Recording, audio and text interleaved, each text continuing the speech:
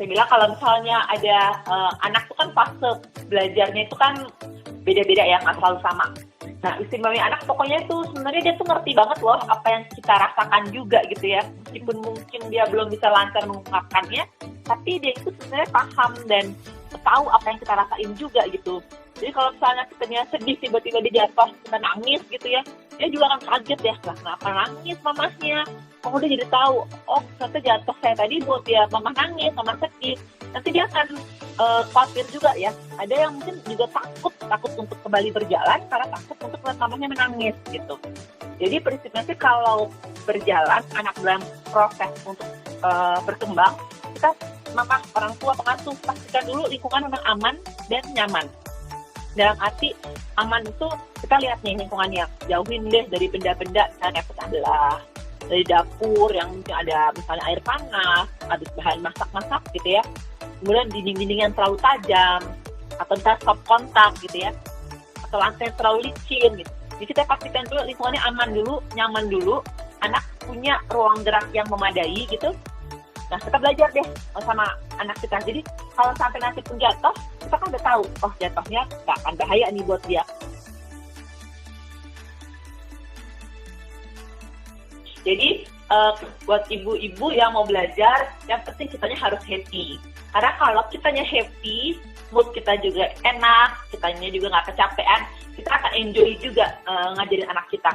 Tapi kalau misalnya kitanya udah bete, kerjaan banyak, capek gitu ya, kita pun juga nggak happy, ekspresi yang keluar pun juga nggak, auranya nggak positif gitu ya.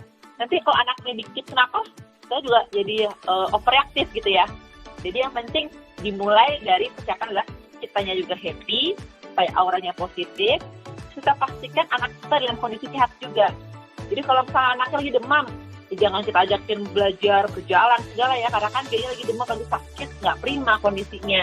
Jadi pastikan juga kondisi bayinya optimal, bayinya itu dalam kondisi sehat. Kemudian tadi itu jauhkan betul kata Mbak Sisil, jadi tempat tidur jangan di tempat yang tinggi, karena kalau belajar mau jalan nanti jatuh, bahaya sekali.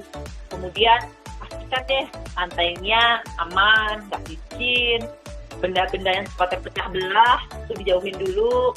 Kemudian yang ada sudut dinding yang tajam-tajam gitu ya, itu juga harus dipinggirkan dulu.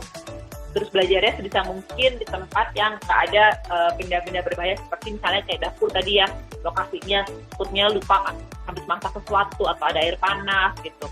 Jadi kondisi tersebut harus diperhatikan sekali. Terus boleh tuh kita siapkan juga sarananya, misalnya kayak anaknya lagi belajar, sepatunya masih butuh pegangan. Jadi boleh misalnya ada kursi atau meja yang isinya nggak tajam, tapi nggak mengganggu ruang geraknya dia, boleh disiapin supaya dia bisa ada tumpuan misalnya. Atau kasih mainan-mainan tuh, ada mainan di sekitarnya dia, tapi hati-hati juga ya, bukan mainan yang membahayakan, misalnya kayak dia bakal kepleset karena ada mainan itu gitu ya. Tapi mainan itu bisa dibantu untuk dia supaya mau meraih atau mau menggapai, jadi menstimulasi, itu boleh juga. Jadi hal-hal seperti itu sih yang bisa dipersiapkan pada saat kita lagi melatih dan menstimulasi anak kita.